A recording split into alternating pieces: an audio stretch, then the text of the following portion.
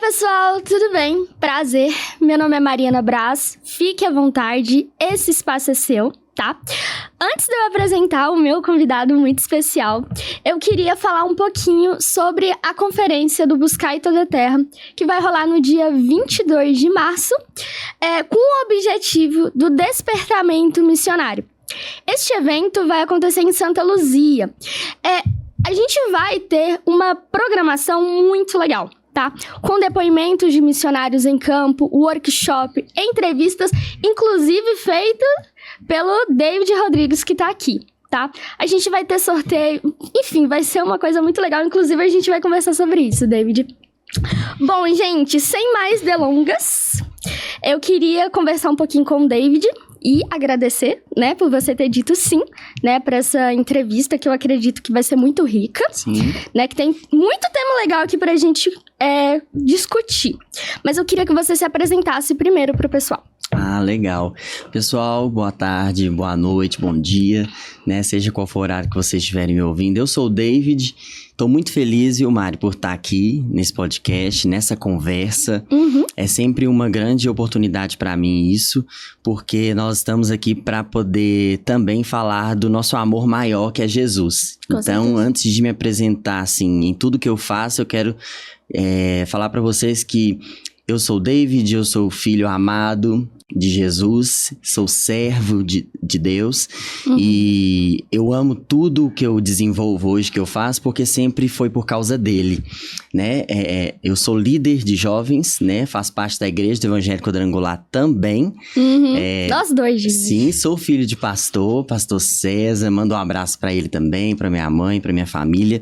E estou aqui com a minha esposa, sou casado, né? Vai completar em fevereiro 11 meses de casado. Já, sou muito feliz, muito grato, curso jornalismo, me formo nesse ano também, e eu tô muito feliz e honrado por estar aqui hoje. Perfeito. Gente, ó, vamos começar com um assunto muito legal. Antes da gente começar essa entrevista, eu tava conversando com o David sobre o diagnóstico de TDAH, tá?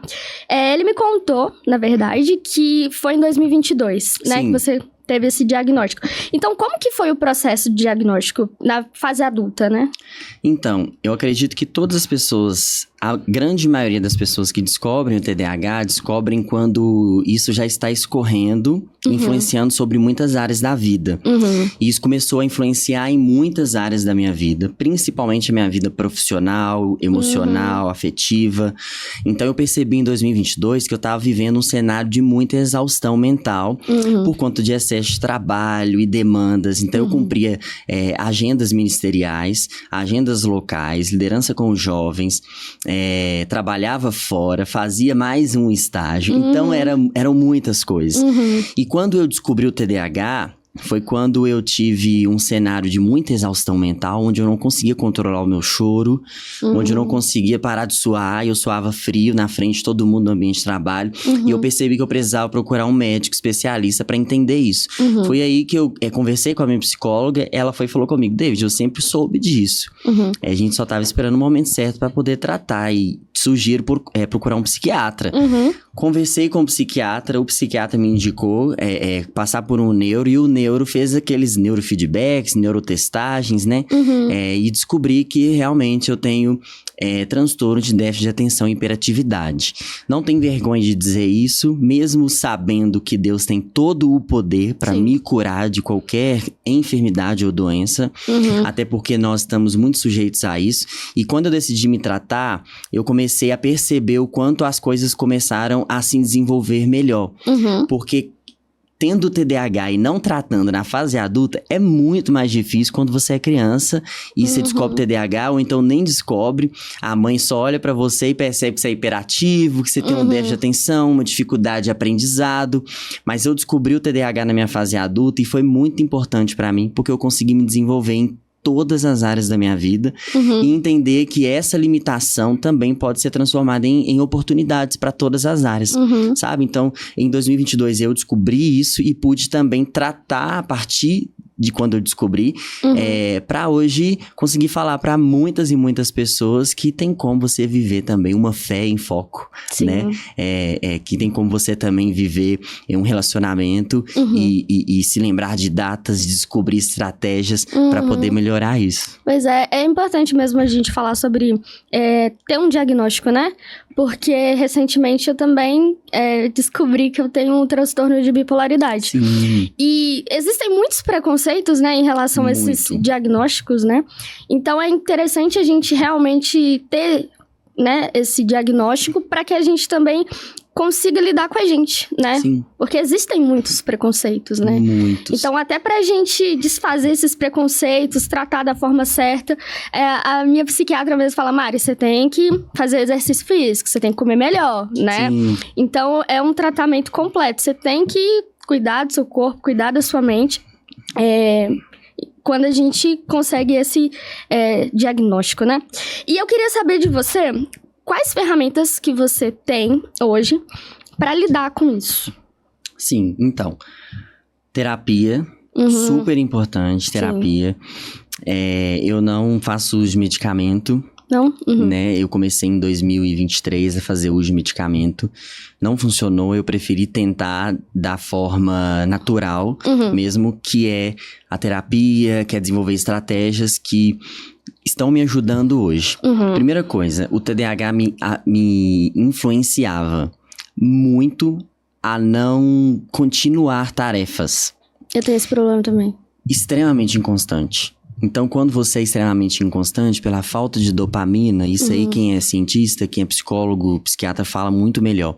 Mas a gente tem uma ausência de dopamina. Então, o tempo inteiro a gente tem que estar buscando essa dopamina, porque não tem. É totalmente escasso uma pessoa que tem TDAH conseguir focar em algo porque ela não tem prazer em fazer nada, porque ela não tem a dopamina, o hormônio que consegue fazer isso. E eu entendi muito que eu precisava de desenvolver algumas estratégias. A primeira foi, eu precisava anotar tudo que ia acontecer no meu dia. Então, hoje eu tenho um script do meu dia todo, tem lembretes no meu celular, tem lembretes, hoje é dia da barbearia, às 18 horas. Então, não é barbearia 18 horas, porque senão eu distrai. Tem que ser sempre assim, hoje é isso, daqui a pouco é isso. E sempre um lembrete para poder me ajudar. Eu faço um script do meu dia todo, um script dos meus afazeres todos, porque senão eu não consigo desenvolver. E aí vem a bendita da procrastinação, que a sociedade hoje está desfrutando muito disso. Muitos por preguiça e outros por TDAH. E por não tratar. Então, assim, fazer esse script, usar post-it, sempre ter uma agenda mais calculada, porque o TDAH ele é muito impulsivo. Então, a primeira estratégia foi para tratar a produtividade. Então, eu desenvolvi o script. E a impulsividade. O TDAH é extremamente impulsivo. Na fala, o TDAH o tempo inteiro quer passar por cima do outro, assim, no quesito conversa. Ele ultrapassa, impulsividade financeira, impulsividade no comprar, compulsão alimentar. Isso tá meio parecido com bipolaridade também, porque tem esses períodos também na bipolaridade. Olha só. Essa questão de impulsividade, porque são as manias, né, na verdade. Então, a bipolaridade também tem isso. Eu vejo, assim, que a bipolaridade, eu não sou profissional em nada disso, mas a bipolaridade é o 880, né? O TDAH é o 8, você fica no 8 muito tempo, e quando você tá no 80, você tá extremamente no 80 e você fica lá um tempão. Então, assim, o TDAH, pra mim, hoje sendo tratado, né? Eu pude descobrir que eu precisava desenvolver isso, porque senão eu não ia ver nenhuma área da minha vida dar certo. Área financeira, área emocional. Eu esquecia datas de tudo, eu esquecia compromissos. Como eu tenho agendas ministeriais, eu precisei... Hoje a minha esposa que cuida das minhas agendas ministeriais, ela me lembra, ela anota, coloca no Trello, né? Não sei se você já usou o Trello.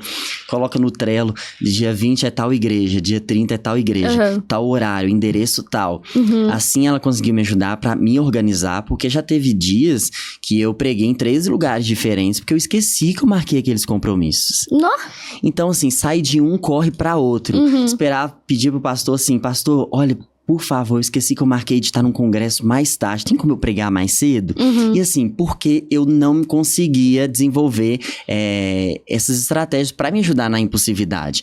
Fora que o TDAH tem muitas e muitas coisas. Que tem o déficit de atenção, que eu não tenho tanto, eu tenho em momentos específicos, o déficit de atenção. Quando eu tenho uma tarefa que eu não consigo focar, aquilo pra mim não é prazeroso, então eu tenho totalmente déficit e não consigo desenvolver aquilo. Mas eu tenho e descobri a questão do hiperfoco. Quando eu foco numa coisa, eu fico ali por horas. E acho que isso é mais desgastante ainda, porque parece que essa dopamina desse hiperfoco, ela se perde muito rápido. Uma pessoa que não tem TDAH, ela tem a dopamina totalmente equilibrada, ela não precisa ficar buscando coisas para o aumento de dopamina. Eu precisava disso, e hoje eu consigo entender que com uma rotina, TDAH sem rotina não consegue. Toda pessoa que tem transtorno, seja qual for o transtorno, precisa de exercício físico. Eu sempre gostei de correr. Hoje eu e minha esposa faz academia e tá sendo maravilhoso. Eu tenho muitas sensações de bem-estar. Não tenho aquela sensação de que, meu Deus, eu estou me afogando aqui. É muito parecido com a ansiedade, mas não é. É a tendência à exaustão mental mesmo, TDAH. E que eu pude aprender a lidar com isso melhor. E como é que a sua família lida com isso depois que você teve esse diagnóstico? Então, quando eu contei pra minha mãe e pro meu pai, foi meio louco, né? Porque a gente vem de um ambiente cristão, a gente vem de um ambiente religioso e tudo. A igreja tem muito preconceito com isso, né? A igreja tem muito preconceito. Mas eu consegui, aos poucos, fazer com que eles percebessem que transtornos existem e que a gente precisa tratar isso. Sim. Então, ao mesmo tempo, eu comecei a perceber que pessoas da minha família estavam dizendo: David, eu acho que eu tenho ansiedade, eu acho que eu tenho toque, eu acho que eu tenho... E querendo tratar. Eu pude perceber que quando eu falei pro Instagram mesmo, pros meus seguidores, pessoas que me acompanham, que eu tinha TDAH, as pessoas começaram a buscar psicólogos, a psiquiatras. Eu preciso saber, porque eu também tenho isso, eu me identifico com a sua história. Então eu pude lidar melhor quando eles viram que eu estava realmente cuidando de mim. E que isso estava escorrendo, né, sobre muitas áreas da minha vida de forma positiva e não negativa como estava sendo antes, sabe? Entendi. Vamos falar sobre namoro cristão? Vamos! Antes de falar sobre namoro cristão, eu queria falar pro pessoal que tá em casa que neste mês de janeiro vai ter o lançamento do meu e-book sobre TDAH e a jornada cristã. É um e-book que tem o nome Fé em Foco. Então, assim, eu falo sobre histórias engraçadas que eu já desfrutei nas igrejas, na minha casa, em lugares. Então, o lançamento já tá quase aí. É só você entrar lá no meu perfil que você vai ver o dia que vai estar. Qual que é o seu arroba? Arroba o David Rodrigues Oficial. Imenso. Perfeito. Mas eu já quero esse e-book, tá, gente? É porque eu já baixei alguns e-books seus, são muito bons. Ah, verdade. Já baixei 2 e-books seus. Vamos falar então sobre namoro cristão. Vamos. Eu até brinquei com eles aqui, gente, antes da entrevista começar, que eu não escolhi esperar, mas... Então, David, o que significa, na prática, esperar em Deus em relação ao namoro cristão? Então, vamos lá. Eu tenho um e-book Namoro Cristão também. E o e-book Namoro Cristão, eu começo falando sobre tempo de espera. O tempo de espera é um tempo de oportunidade, mas não é um tempo de avançar o sinal de Deus. O tempo de espera é se submeter ao tempo de Deus. Ponto final. Não, entender que esperar em Deus, ou eu escolhi esperar, esperar em quem? Esperar no quê? Esse tempo de espera é a submissão a Deus mesmo. É entender que eu não vou ficar de braços cruzados esperando Deus mandar a pessoa certa, que nem existe a pessoa certa. Esperando Deus fazer com que alguém se una a mim. Não. Esse tempo de espera é um tempo onde você vai, primeiro, desenvolver autoconhecimento, desenvolver conhecimento a Deus, entender quem você é em Deus, entender o que Deus tem pra você, qual que é o seu propósito, qual que é o seu objetivo. O tempo de espera, por isso que eu disse que é um tempo de você analisar o que é importante pra você agora.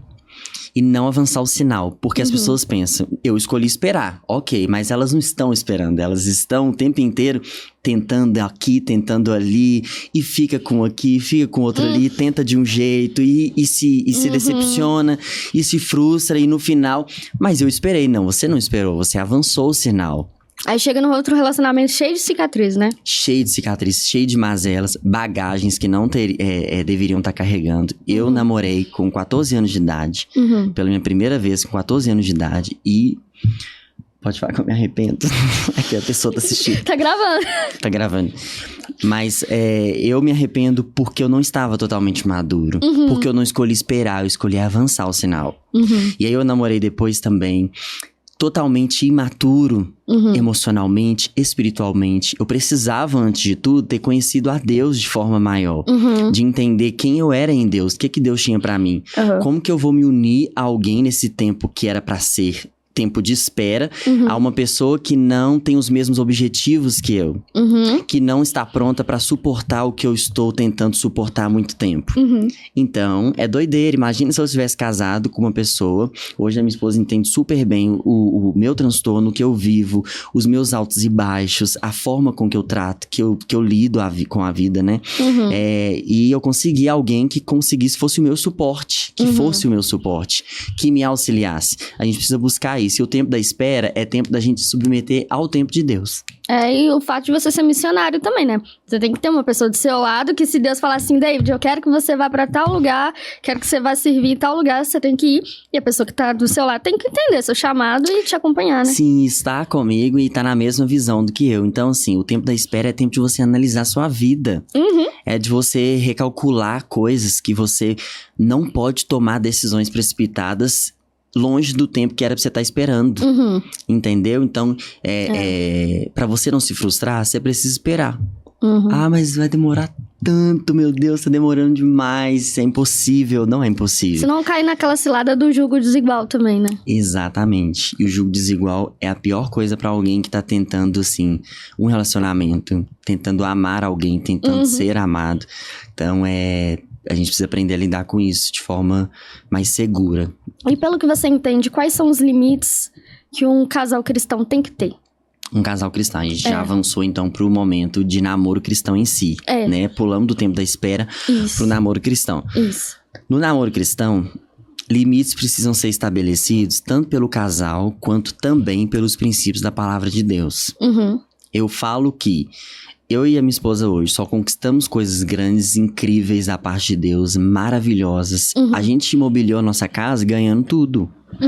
Deus proveu em tudo, você não tem ideia. Em tudo, Deus usou pessoas pra que fossem, sabe, mola propulsora pra isso acontecer.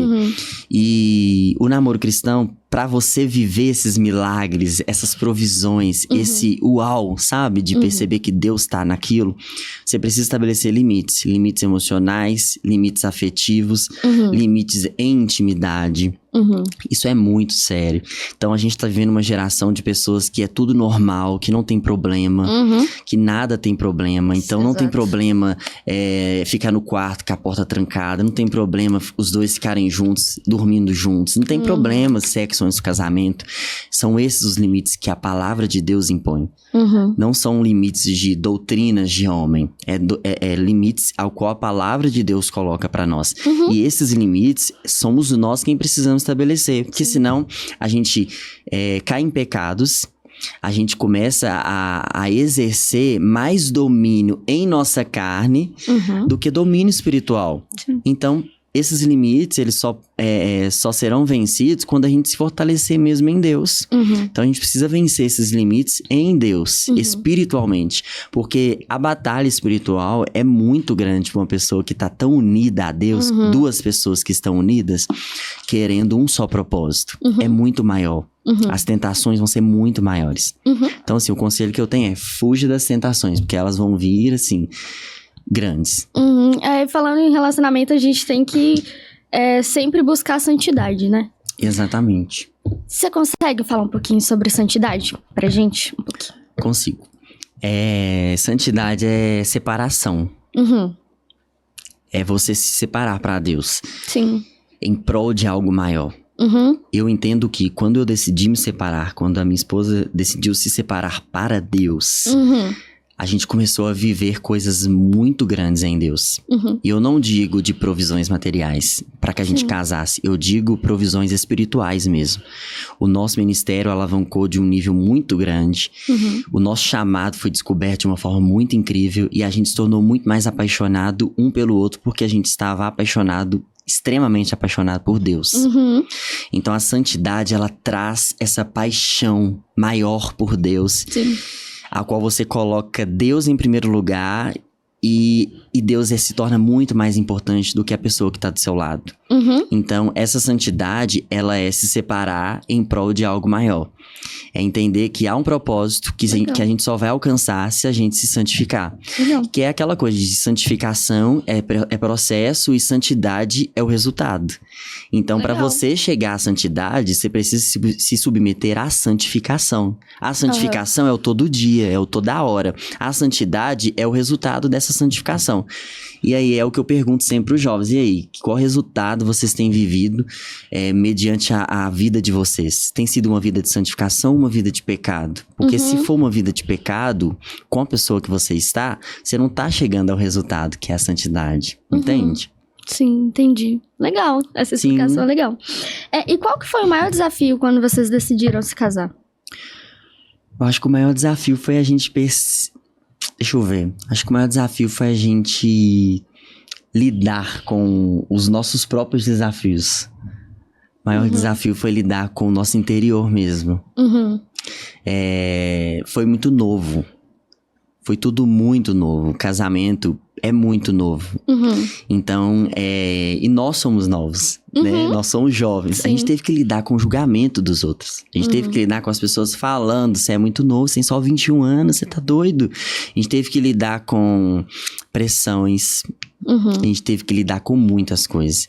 E eu não tenho uma palavra assim pra poder dizer, olha, vocês vão ter que lidar com isso e isso, porque isso é individual de cada um. Cada um tem sua bagagem familiar, e sua só bagagem. Descobre na prática, né? E só descobre na prática. Então, eu digo que a única coisa que eu posso afirmar, que isso a gente só vai descobrir quando estiver no período de noivado. Legal. Quando você noivar, você vai entender um monte de coisa. Você vai conhecer a pessoa ainda mais. Você vai começar a perceber um monte de coisa. Tô esperando ansiosamente pra isso, tá, gente? E é maravilhoso o período do noivado. Só que é muito desafiador. Principalmente quando você lida com seus próprios desafios, né? Legal. E qual que você acredita que é... Não vou falar segredo, porque não existe segredo, né? Mas o que faz um relacionamento ser duradouro e saudável? Um relacionamento cristão, assim. Sim. Então vamos lá. Na totalidade. Pode ser no namoro, noivado, tá? Beleza. Primeiro lugar, amizade. Como eu entendo pessoas que se casam com outra pessoa e não são amigas, não são amigos. A amizade precisa ser o primordial, em primeiro lugar, precisa ter amizade. A gente já falou sobre buscar Deus, sobre amar a Deus em primeiro lugar e tudo. Em passos práticos, você precisa, antes de tudo, ser amigo dessa pessoa. Se você não for amigo, você não admirar essa pessoa, a ponto, por exemplo, você olhar pra ela e falar, essa pessoa é uma pessoa que eu admiro muito. É essa pessoa que eu quero passar a minha vida toda. Essa pessoa é a pessoa onde eu tenho liberdade pra poder falar sobre o que me dói. É onde eu tenho espaço a não ser julgado, mas amado, apaziguado, entendido, sabe? Então eu acredito que a amizade, ela precisa vir assim, como uma onda muito forte. Porque se ela não vier, as outras áreas vão desmoronar. Por quê?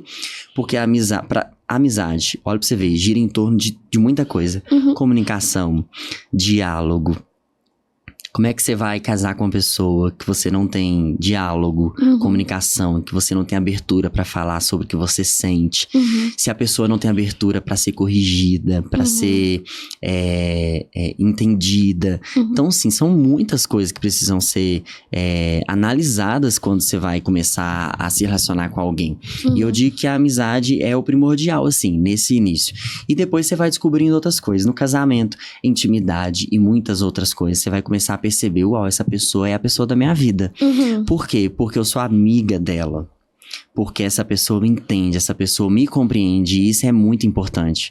Porque se você casa com uma pessoa que você não tem amizade, a primeira discussão, você vai pensar em desistir, divorciar e não vai querer nada mais, porque vocês não são compreensíveis um com o outro. Então, acho que você precisa muito disso, né? As pessoas que estão nos ouvindo, que querem se submeter a isso, a ter um relacionamento incrível, eu digo pra vocês, é um desafio. Mas não é difícil quando se tem amizade, companheirismo, entendimento, compreensão. Isso é muito importante. Obediência também, né? Porque às vezes a gente não ouve os pais, os líderes, Exatamente. né? Pois é. Ó, vamos falar sobre influência agora? Vamos. Ah, não, eu posso te fazer uma pergunta antes? Pode. Antes, voltando nesse tema. Você disse que não existe pessoa certa. O que você acha, então, que é a pessoa que escolhe, ou... Porque tem gente que acredita que existe pessoa certa, Sim. né? Então vamos lá, primeira coisa. Eu queria entender isso. Isso, vamos lá, Mari. Eu falo isso no meu e-book também. Porque não existe pessoa certa. Antes a gente precisa entender que Deus não vai mandar ninguém por meio de revelação. E, eu subi no monte, Deus usou um vaso, que o vaso falou que a pessoa é essa e que eu vou casar com ela. Sendo que a gente tem histórias de diversas pessoas que se frustraram porque entraram num relacionamento onde só ouviram revelações. E essa não era a pessoa que completava o propósito, que se unia ao propósito. Primeira coisa que a gente precisa entender, a pessoa certa é a pessoa que está junto com você no seu propósito. Legal. Ela precisa estar unida. Quando eu disse que não existe pessoa certa, é porque existem pessoas de diversas formas. Existem pessoas com bagagens completamente diferentes. Então não existe uma pessoa que vai se conectar a você e vai ser a metade da laranja. Não existe metade da laranja. Todo mundo é inteiro. Exato. E a gente precisa compreender isso, porque o propósito também é inteiro. E pessoas inteiras que cumprem um propósito de Deus que sempre foi inteiro e nunca pela metade. Sim. Então eu acredito que quando nós entendemos que não existe pessoa certa, a gente começa a buscar Deus. Eu preciso entender agora qual é a pessoa que se une bem ao meu propósito. É uma pessoa que vai conseguir lidar bem com as demandas da sua vida? É uma pessoa que vai conseguir entender a sua rotina? Ou então, até mesmo por amor a você, vai mudar a rotina dela? Então não existe pessoa certa. Existem pessoas que vão sempre estar dispostas a mudar por causa do outro. Se existisse pessoa certa, todo mundo ia ser igual. Ia ser o homem e a mulher o tempo inteiro, sempre iguais. E perfeito, né? Não ia ter nada. Não tem pessoa certa. A pessoa certa é o que a gente idealiza na mente da gente. Na vida real, não existe isso. Na vida real, existem pessoas que estão dispostas a cuidarem uma da outra, a amarem uma a outra e entender que é tudo por causa de Deus. Como que eu... Isso aqui a gente não falou também, né? Como que eu recebo confirmação de Deus se é a pessoa? Primeiro, que as maiores confirmações da pessoa que Deus quer unir ao seu propósito e quer unir você ao propósito dela por causa de um só. Deus, sempre é por causa de Deus. Primeira coisa que a gente precisa entender, a confirmação vem por meio da paz que Deus coloca no coração. A confirmação vem por meio do... Eu me sinto tão bem perto dessa pessoa, Com certeza, eu sinto né? uma paz muito grande. Então não vem, confirmações não vem, porque Deus vai mandar um vaso lá de outro estado, de uma igreja. Davi, eu vou participar de uma campanha, eu vou pra tal igreja, porque lá Deus vai usar uma pessoa pra falar qual é a minha pessoa. Não existe isso. Não. Isso a gente precisa entender. Pois é, duas coisas que você falou que eu achei muito legal, que eu queria até comentar com você. Que você falou que não existe a outra metade da laranja, né? Que a gente é completo. Talvez seja por isso que as pessoas hoje estão tão machucadas. Exatamente. Porque elas mesmo estão pela metade, né? Elas não se conhecem tão bem. Ou entram num relacionamento quebradas e aí mais cicatrizes, né? Exatamente. Pois é. E outra coisa que você falou é que a pessoa certa é aquela que tá disposta a amar você, né? E uma das coisas que eu falo pra Deus que eu quero muito mesmo, na pessoa que eu for casar, construir uma família, é que essa pessoa tem que amar a minha família, sabe? Eu quero muito que a pessoa... É isso. Maria, eu amo sua mãe, amo seu pai, sabe? Tipo, eu quero uma pessoa que, além de me amar, né? Ame minha família. Sim, isso é muito importante. Sabe por quê? Que isso aí dá uma força muito grande pra vocês durante o processo de namoro, noivado e casamento. Legal. Então a gente precisa entender que a gente não pode passar por cima nem da bênção de Deus e nem também dos nossos pais. Isso é muito importante. O que você acha de namoro de corte? Olha, eu e minha esposa não fizemos corte, não, viu? A gente nunca gostou desse negócio de corte, não. O que eu acho sobre namoro de corte? Posso falar sinceramente? Pessoal, não me cancelem, que eu não posso perder, tá? Pessoas. Mas eu quero que vocês entendam isso. Eu não acredito em namoro de corte pelo principal motivo de... Vai chegar um tempo que você vai precisar descobrir de forma química se realmente é a pessoa pra você. Sim. Então, olha pra você ver, eu conversei com uma pessoa, que essa pessoa durante o namoro todo fez corte, durante o noivado todo fez corte, e casou, passou 3 meses e divorciou. Porque ela não tinha afeição por aquela pessoa. Porque o pastor e a igreja diz pra aquele casal que eles não podiam abraçar, que eles não podiam se beijar, que eles não podiam dar as mãos, que eles tinham que renunciar à carne de forma total. E a gente precisa sim disso. Só que a gente precisa também entender que a corte não estabelece limites nenhum. De forma nenhuma, corte estabelece limites emocionais, limites de intimidade em si. Mas isso aumenta ainda mais. Por isso que você vê pessoas que terminam ou caem. Pastor, eu quebrei a corte, então começa de novo. Mas e aí, gente? Por que isso? Sendo que era pro próprio casal estabelecer os seus próprios limites. Baseados na palavra de Deus. Por isso que eu não acredito em corte. Entendeu? Então, não fiz corte não, gente, tá bom? Você vai fazer corte quando você namorar? Quando que eu vou namorar, Davi? Primeiro tem que pensar nisso. Quando que eu vou namorar? Mas enfim, gente. Profetiza, hein? Até dezembro você já vai estar. Não, pô, eu quero passar homem de Deus. algum Dia dos Namorados namorando, pô, não é? Esse ano. Pronto, recebe então a palavra profética. É isso aí. Bom. Vai que, né? Vamos falar sobre influência nas redes sociais. Vamos. Você é um missionário. Sim. Então, você entende que a sua influência nas redes sociais, a comunicação, é a sua chamada missionário. Sim. Legal.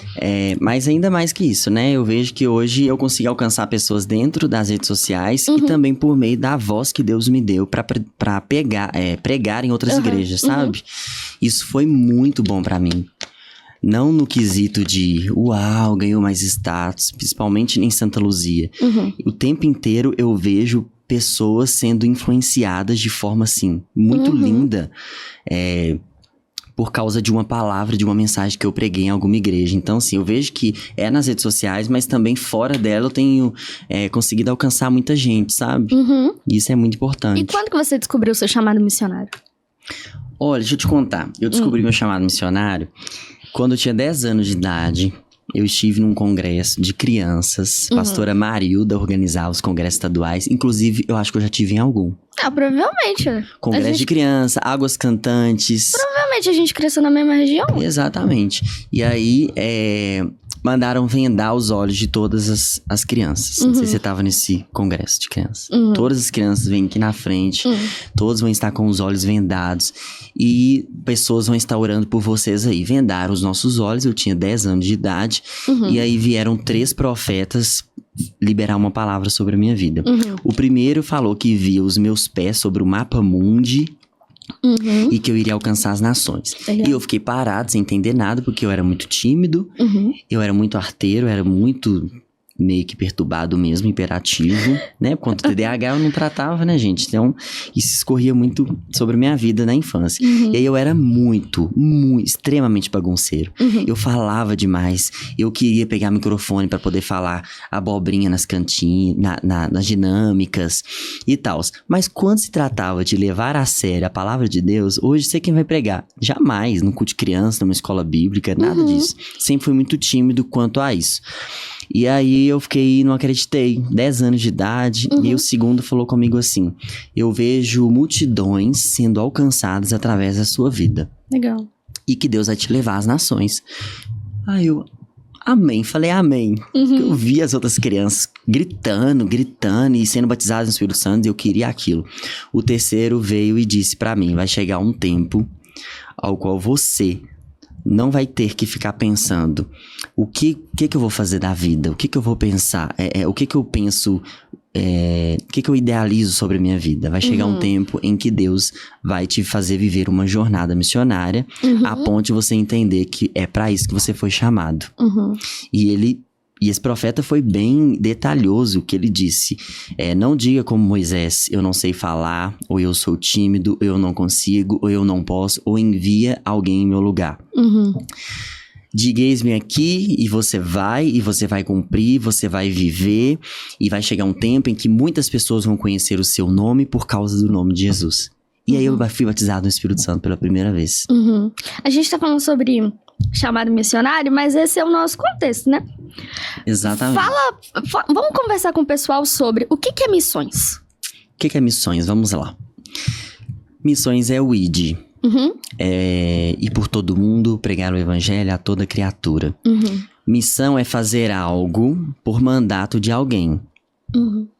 Quem deu esse mandato? Quem deu essa ordem? Cristo. Cristo deu uma ordem para que nós nos submetemos a ela, de ir por todo mundo e pregar o evangelho a toda criatura. Nós estamos vivendo um tempo missionário, eu digo, muito limitado. Porque a gente não quer ir por todo mundo. A gente não quer pregar a toda criatura. Primeiro, a gente está limitado à nossa própria geografia. Tem gente que pensa, eu não vou pra África jamais. Eu não vou pra Bolívia. Você também foi, né? Pra outro país. Pro Paraguai. Pro Paraguai. Como é que eu vou deixar tudo? Como é que eu vou deixar minha família? Como é que eu vou deixar a esposa, filhos? As pessoas não estão submetendo ao ID por todo mundo. E também não está submetendo também ao pregar o evangelho a toda criatura. Nós temos sido muito seletivos em quem a gente prega. E aí, a gente tem que pregar a toda criatura? Porque missões... A resposta para missões é esse versículo. É ir por todo mundo, pregar o evangelho a toda criatura. E será que a gente tem feito isso? A gente precisa muito pensar, né? Se a gente tem feito isso nesse tempo de pessoas que estão precisando do que a gente carrega, né, Mari? Pois é, 2 coisas que eu queria comentar sobre o que você falou. Sim. Quando eu descobri meu chamado missionário do Buscar Toda a Terra, né? O Senhor falou no meu coração também, busque em lugares que eu te buscaria, né? Então não tem como a gente ser seletivo. Quando ele fala a toda criatura, é a pessoa mais parecida com Cristo, aquela pessoa que já esteve na presença, mas tá fria. Ou, por exemplo, ou uma pessoa que desviou, sei lá. Ou uma pessoa que você fala, gente, essa pessoa não dá nada pra ela. Aquela pessoa que tá, assim, no meio de um lugar que você fala, gente, não tem como essa pessoa sair dessa situação, né? No fundo do poço. Então, quando Deus falou pra mim, busque em lugares que eu te buscaria, é esse negócio de buscar toda criatura mesmo, né? E outra coisa que você falou do ID. Quando eu fui pro Paraguai, as pessoas que estavam lá comigo falavam assim, minha missão é Guiné-Bissau. Minha missão é trabalhar com refugiados no Brasil, não sei o quê. E eu ficava perguntando pra Deus, o que eu tô fazendo aqui? Porque a gente tava fazendo um curso sobre missões entre povos muçulmanos. Sim. Falei, Deus, o que eu tô fazendo aqui? Aí Deus falou pra mim, o seu ID é ficar. O meu ID é ficar. E aí ele falou muito sobre missões no meio político. Então, eu tava lá, fui pra Roraima pra entender outras realidades. Pra quando o Senhor falasse, Mari, agora é sua vez. Ele já me mostrou algumas realidades. Ele já me mostrou um mundo novo. Sabe? Sim. Não ser só de falar, eu quero fazer isso, quero fazer aquilo. Não, entender as novas realidades pra mim. Pra eu, de fato, falar o que eu vivo. Exatamente. Entendeu? Tá, aí, David, vamos continuar. Se uma pessoa sente que tem um chamado missionário, mas ela não sabe por onde começar, qual é a sua sugestão pra ela? Primeira coisa, quando eu soube que Deus queria me enviar ou fazer algo através de mim, minha primeira viagem missionária, que Sertão? Eu digo transcultural, foi Sertão Nordestino. Natal, Paraíba... Foi lá. Mas o meu chamado missionário não começou lá. Começou muito antes. Quando eu percebi que eu estava alcançando pessoas na internet, em lives, e outras pessoas querendo também se tornar missionárias. E aí passou um tempo que muita gente começou também a dizer, eu sou missionário. Porque são pessoas que estavam realmente se identificando com esse chamado e que estavam fazendo algo em prol disso. E eu digo que para uma pessoa antes de tudo, ela precisa entender quem Cristo é. Ela precisa desenvolver o caráter de Cristo nela, pra depois querer levar Cristo pras pessoas. Como que eu faço uma pessoa entender quem Cristo é se os meus olhos não brilham quando eu falo sobre Cristo? Então, os meus olhos brilham quando eu falo sobre Jesus. No meu trabalho, na rua, onde eu estou, eu tô sempre exalando a identidade de Cristo em mim. E é isso que norteia o chamado missionário. É ter esse amor, gerar esse amor. Os próximos passos é Deus quem encaminha. Não tem como eu me chamar. Por isso que é chamado. É Deus quem chama. É igual aquela música, né? Amar como você me ama, né? Exatamente. Ô, David, vamos falar um pouquinho sobre desânimo de ministério. Como que a gente vence isso? Desânimo de ministério. Muito envolvido com fraquezas espirituais, emocionais, físicas. Eu digo que para uma pessoa desanimada do ministério, é porque ela ainda não entendeu o Deus desse ministério, o que Deus tem para ela ali. Quando uma pessoa tem um pensamento de eu não vou continuar mais nesse ministério, o coração dela já não tá ali há muito tempo. E quando eu digo ministério, é ministério pelo que ela faz, não igreja, assim. Não sei se é essa a pergunta. Sim. Mas o ministério a partir do que ela faz, serviço mesmo. Quando uma pessoa se desanima disso, é porque ela não conheceu o Deus daquilo. Sabe?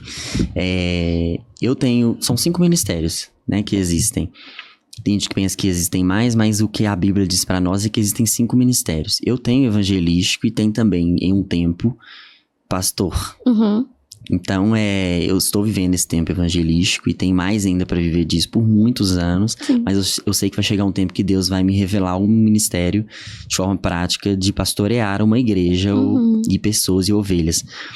Mas nos momentos que eu tive desânimo do meu ministério evangelístico, quando eu estava cumprindo, nem mês que vem eu tenho tal viagem, nem SOS Minas já tá chegando. Não queria tá, meu coração não tá. Eu entendia que esse desânimo era porque eu não estava desanimado só do ministério, eu estava desanimado em todas as áreas da minha vida. Por quê? Porque eu não estava bem, porque eu não me sentia realizado, porque eu estava em dúvida, tanto sobre o que eu fazia, sobre quem Deus era. E quando eu tô com todos esses sintomas espirituais e emocionais, isso escorre sobre a área ministerial. O ministério ele é sustentado por oração, por jejum, por busca, por entrega. Uma pessoa que não se entrega, mas está sempre desanimada, é porque aquilo já não faz mais sentido para ela. E se não faz mais sentido, por que estar desanimado no ministério e não deixar, por exemplo, que Deus levante outras pessoas para fazer aquilo com coração queimando? A gente precisa ter essa constância. Eu acho que o desânimo é por falta de constância em Deus. A gente precisa desenvolver mais constância para entender que o ministério é alimentado por constância. Talvez também porque a pessoa tá fazendo algo que não é para ela fazer. Exatamente. Tem gente que é pastor, conheço pastores que não têm paixão nenhuma por ovelhas. Eu já fui em igrejas onde o pastor só ia no início do culto porque eu iria pregar e ele me cumprimentou, me tratou bem e tudo mais, me recebeu, mas depois ele foi embora. E quem tocou o culto foi o restante dos líderes. E todos os cultos, quando eu fui descobrir, eram assim. Tem gente que não tem paixão. Não tem prazer de estar ali, né? Não tem prazer de estar ali. Vê aquilo como cargo, né? Como cargo. Quando você carrega como título e não como um serviço espiritual, começa a não fazer mais sentido pra você. Por quê? Que você se desgasta, você ouve pessoas falando coisas e você começa a pensar assim, fulano falou tal coisa do meu ministério. Por isso que eu nem queria aquilo desde o início. Aí larga. Ou então vai postergando, deixar isso e vai fazendo de forma relaxada. Sabe? E o ministério é lindo quando você entende o seu. Quando você une o seu ministério com os dons espirituais que Deus te dá. Porque os dons sustentam o ministério também. E a responsabilidade que Deus te deu. Será que... Eu acho que ele vai cobrar lá no final, né? Sim. Ó, te dei essa responsabilidade, você não cumpriu. Exatamente. Então... Imagina, eu tô te dando... Eu pego aquele meu celular e te dou como um presente. O ministério é presente. O significado de ministério é dádiva de Deus, presente de Deus. Legal. Se você for pegar do grego, quando Paulo cita sobre ministério, a tradução é dádiva, presente. Imagina, eu te dou meu celular de presente e falo, toma esse celular, é pra você. E aí chega um tempo, você não quer mais aquilo. Você larga ele, você joga ele no chão, você deixa ele sujo o tempo inteiro. E começa a tratar de forma... Aquilo se torna pífio pra você, sabe? E quando você começa a fazer isso, com o ministério mesmo, agora falando sobre o ministério, você ainda não entendeu que aquilo foi um presente que Deus te deu. O que nós temos feito com os presentes que Deus tem dado a nós? É uma pergunta, é um questionamento que a gente precisa ter. Deus nos deu muitos presentes. O ministério é um deles. Mas e aí? Eu tenho cuidado bem desse presente? Se eu não estou cuidando bem, é porque esse presente ou não é pra mim, ou esse presente não faz mais sentido e eu preciso me encontrar em Deus primeiro, pra depois usar bem esse presente, sabe? É igual aquela parábola que tem em Mateus, né, dos talentos, que um recebeu 5, o outro recebeu 2 e um recebeu 1. O de 5 multiplicou, o de 2 multiplicou, Sim, o que recebeu 1 enterrou. Porque ele não olhava pra aquilo e falava, gente, isso é tão irrelevante em relação ao outro, né? E é igual você falou, que o ministério é uma dádiva de Deus. Então, não existe aquele negócio, ai meu Deus, isso aqui é menos que isso. Não, Deus te deu essa responsabilidade, você tem que cumprir, ponto. Exatamente. Né? Você tem alguma uma pessoa assim que você fala, meu Deus, eu me espelho nela na questão missionária? Na questão missionária? Isso, dos missionários que você já conheceu. Olha... Eu tenho 2 que são líderes da agência Missão, Esperança e Fé, que Legal. É a agência onde eu estive no sertão nordestino, né? É o Rodrigo Belaguarda e a pastora Alessandra também. Legal. Os 2 são muito envolvidos em missão. Eles vão pra África, eles vão pra outros países, eles estão sempre no sertão nordestino. Eles têm um programa chamado Programa Pé de Poeira, que você fica 6 meses no sertão. Eu fiquei quase 1 mês, mas tinha o Pé de Poeira, eles desenvolvem eles estão ali. A vida deles é missões, junto com os filhos. E quando eu conheci os filhos deles, eles são crianças e tudo, eu falei com eles, nossa, vocês estão em todas as viagens com seus pais. Vocês gostam disso? E eles falaram assim, a gente tem que gostar. Aí eu falei assim, mas e é forçado? Eles falaram assim, não, a gente tem que gostar porque os nossos pais gostam e quando os nossos pais não estiverem mais aqui, eu vou ter que gostar mais ainda. Nossa! Porque é a gente quem vai dar continuidade a esse legado. Olha que lindo quando você vive o chamado missionário com amor. Então não é forçado. Eles não dão, ai que saco, eu tô aqui no sertão de novo. É sempre, uau, eu tô com minha mãe, tô com meu pai, estou conhecendo pessoas novas. Então, os 2 são referências pra mim. A pastora Miriam é uma grande referência, mas o Petros, sua pastora. Pastora Miriam, um abraço.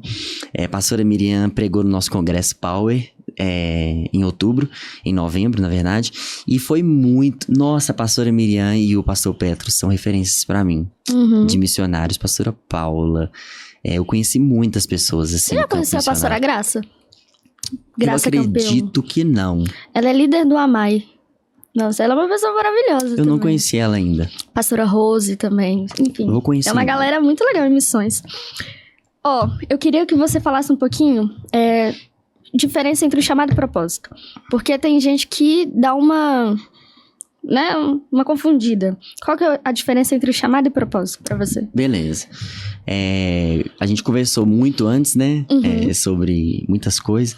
Sim. E eu entendo que Deus, ele tem um chamado pra cada um de nós. E tem um propósito também estabelecido. Sim. Pra cada um. Só que chamado tem muito mais a ver com vocação. Muito mais a ver com vocação do que com propósito. Eu acho que quando você cumpre o seu chamado, você se alinha ao propósito. A verdade é essa. É uma coisa andando junto com a outra. Eu entendo que quando uma pessoa é chamada por Deus a fazer algo, ali ela está sendo chamada, mas também chamada para cumprir um propósito. Então, para mim não existe essa de... Será que Deus tem pra mim um chamado ou um propósito? As 2 coisas andam juntas. Você entende que o chamado, ele sustenta o que a gente chama de propósito. Eu acredito que a gente só vai conseguir compreender o nosso propósito de vida quando a gente encontrar sentido, chamado, pra cumprir o propósito. Cada pessoa é chamada pra algo. Mas eu acredito que o maior chamado que nós recebemos foi o chamado de nos tornarmos filhos de Deus. É o maior chamado. Tem gente que fala, você foi chamado pra quê? Pra missões? E eu sempre falo, né? Eu fui primeiro chamado pra ser filho. Eu acho que entender a paternidade de Deus e a filiação é muito mais importante do que você pensar que chamar tá alinhado a algo que você vai fazer pra Deus. Quando na verdade é mais Deus em você do que você tentando fazer coisas pra Deus. Sabe? Eu acredito que o chamado alimenta o que nós recebemos de Deus, que é o propósito. Essa questão de paternidade é muito tensa, porque às vezes as pessoas passam por situações aqui na Terra com pais, né? E veem isso em Deus. Só que não, Deus, ele amou tanto o mundo que entregou seu filho, sabe? Por isso que é difícil a gente acreditar, né, nesse amor, nessa paternidade, né? Exatamente. É um assunto que muita gente tem dificuldade de ouvir, de tratar, de buscar em Deus. Tem gente que tem dificuldade de chamar Deus de pai. Porque foi frustrado por um pai terreno na família ou algum parente, tudo. E aí carrega essa dor. E pensa, não vou chamar Deus de pai, porque a paternidade me remete à dor, me remete a trauma, me remete a sofrimento. E aí, quando você começa a compreender a paternidade de Deus, você entende que Deus, ele anula todas as paternidades terrenas, a ponto de você conseguir entender que o que fizeram com você, o buraco, o vazio que conseguiram causar nesse quesito paternidade terrena, Deus, ele é capaz de preencher de forma totalizada, sabe? Então, por isso que é difícil as pessoas entenderem a paternidade, porque a paternidade, ela vem pra curar mesmo. Sim. Vem pra te rebater em muitas áreas. É verdade. Né? Pois é. Eu acredito que a paternidade seja um dos assuntos mais difíceis de ser trabalhados, né? Por exemplo, você trabalha com adolescentes. Isso, e jovens. Pois é, como é que é esse desafio? Olha, tem 3 anos que eu lidero jovens e adolescentes lá da igreja. Eu comecei a liderar com 18 anos, que antes eu liderava o Ministério de Louvor, hoje lidero o Louvor também, e os jovens, filho de pastor, né, gente? E aí eu lidero os jovens e o Louvor, são 2 áreas que eu gosto muito, mas mais desafiador pra mim é liderança com a juventude. É muito difícil você colocar na cabeça de jovens e adolescentes que eles precisam ser constantes e que eles precisam colocar Deus em primeiro lugar e que eles precisam buscar a Deus e não os próprios prazeres. Então, eu tenho esses desafios, principalmente desafio de paternidade, porque quem tem problemas de orfandade tem mais dificuldade de submeter liderança, tem dificuldade de receber ordens, tem dificuldade de lidar com os desafios da vida, e aí, o tempo inteiro, você tem que estar atrás da pessoa, do jovem. E aí, por que você faltou ao culto? Por que você não foi na conferência? Por que você não apareceu no congresso? O que aconteceu que um dia antes você desistiu? É porque eu não tô bem, é porque eu ouvi do meu pai isso. É porque minha mãe me entristeceu em algo. E tudo é gatilho, sabe? Então, é muito difícil pro líder, porque o líder, antes eu recebia ligação de jovem adolescente 1h da manhã, 2h da manhã, 3 da manhã, 4 da manhã, eu nem dormia. E aí, hoje eu desligo meu celular, desligo o Wi-Fi, desligo tudo. Gente, quando eu acordar, eu resolvo suas pendências, tá? Em Deus.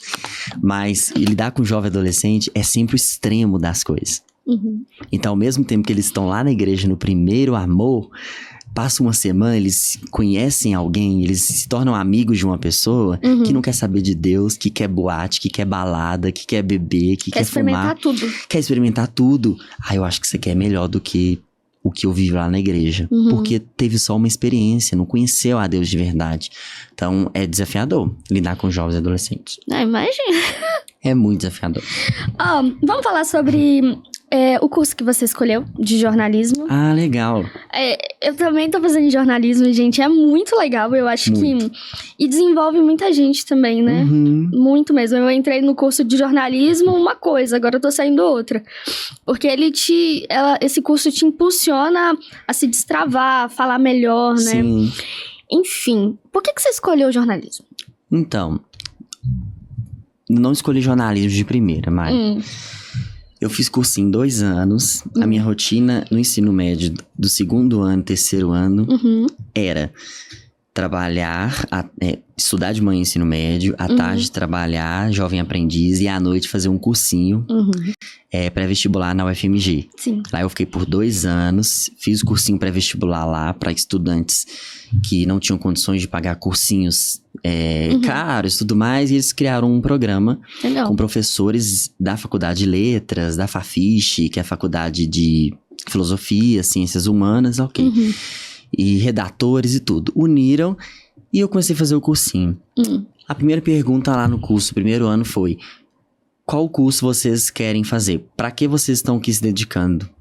E eu falei: o meu sonho é ser médico. Eu achei que você ia falar psicólogo. Psicólogo?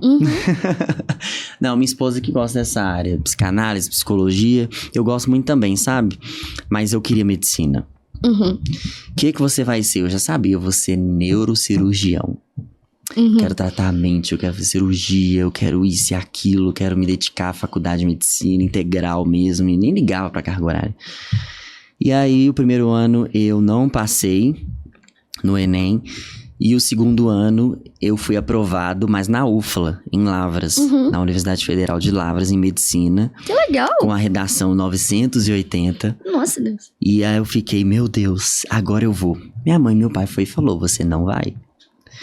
Aí eu falei: então me dê 3 motivos pra eu não ir pra UFLA, morar em moradia universitária, sendo que eu estudei 2 anos. Eu dormia 3 da manhã pra acordar 6. Eu dormia 4 da manhã pra acordar. Dormia 4 da manhã pra poder acordar 6 da manhã pra ir pra escola. E minha mãe falou: não, jamais e tudo, você não vai dar conta, morar de universitária, morar com tanto de gente no mesmo lugar e tudo. Meu pai falou: não é o propósito de Deus pra sua vida. Meu pai falou a mesma coisa quando eu passei em Ouro Preto.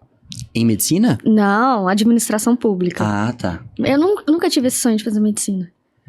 Eu gosto mais dessa área, assim, jornalismo, direito. Sim. Sabe? Então você faria outro? Outro curso? É? Eu já me inscrevi numa outra graduação. Porque eu vou formar em março.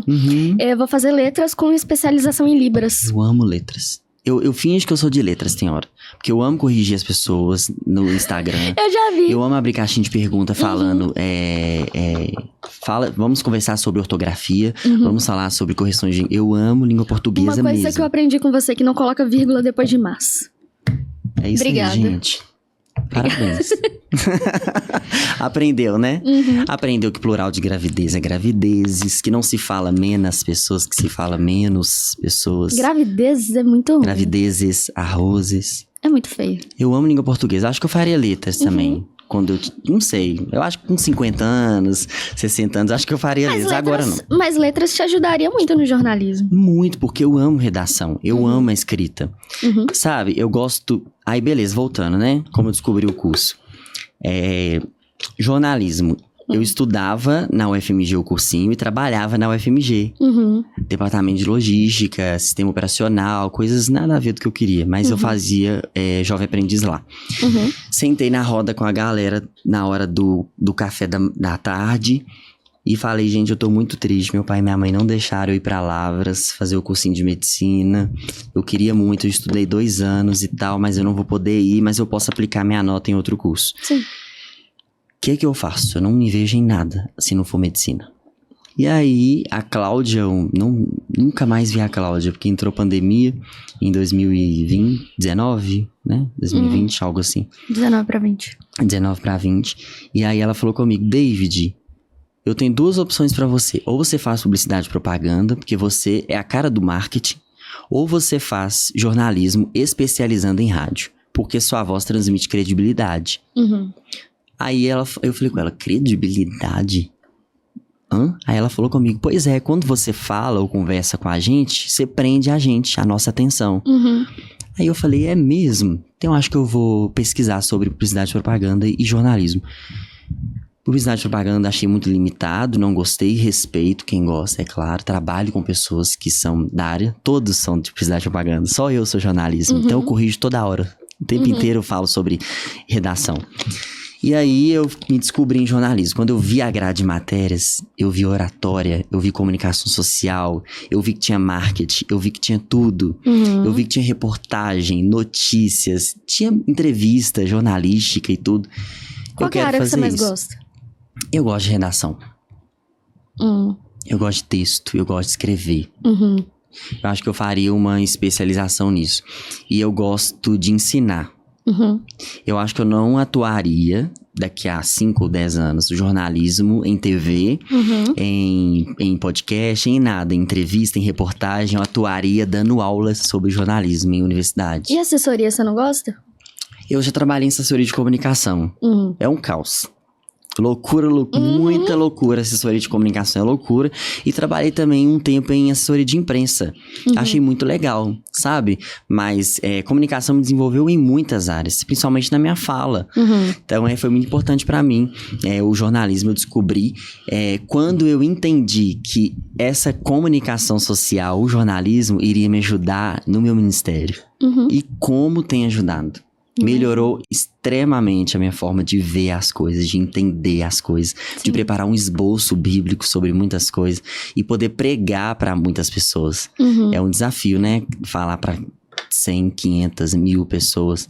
É um desafio e eu falei, Deus, eu quero isso. Eu quero aprender. E no jornalismo eu consegui desenvolver. Então foram duas coisas que andaram juntas. Legal. Você falou de assessoria ser um caos, é verdade. Eu trabalhei na assessoria da Polícia Militar. Meu Deus.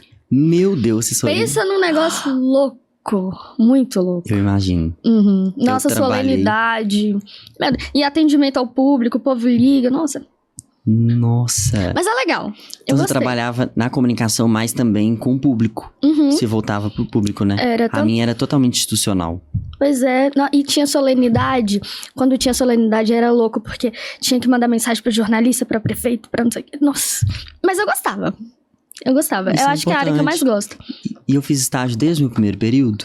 Eu amo estágio. Acho que eu faria mais estágio, só que a faculdade não me libera mais fazer estágio. Dá pra explorar várias áreas, né? A faculdade já me avisou, você não pode fazer mais estágio. Você já fez estágio desde o primeiro período, já deu, excedeu a quantidade de horas. Já trabalhou em jornal impresso? Nunca. Tem vontade? Não. Não? Mas você vai escrever, ué. Não. Não? Não tem. Sabe o que eu gosto? De bastidor. Eu gosto de escrever pauta. Eu gosto de digitar as coisas. Sabe? Eu gosto disso. Eu gosto muito dessa área. Eu não gosto de escrever sobre, por exemplo, áreas que eu não tenho interesse. Então, acho que jornalismo impresso não é uma área que eu tenho interesse. Se eu tivesse, eu amaria.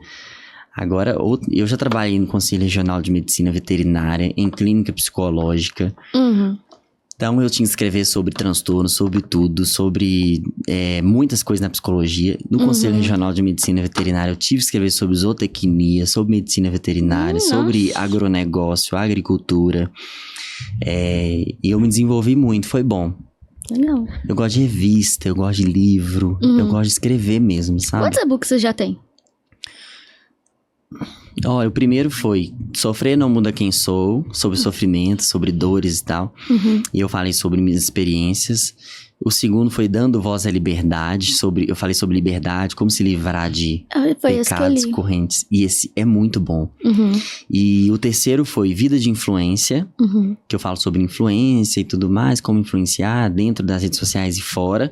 E tem também um outro, que eu falo sobre vícios e tudo mais. Tem outro também, deixa eu ver, esse agora, Namoro Cristão.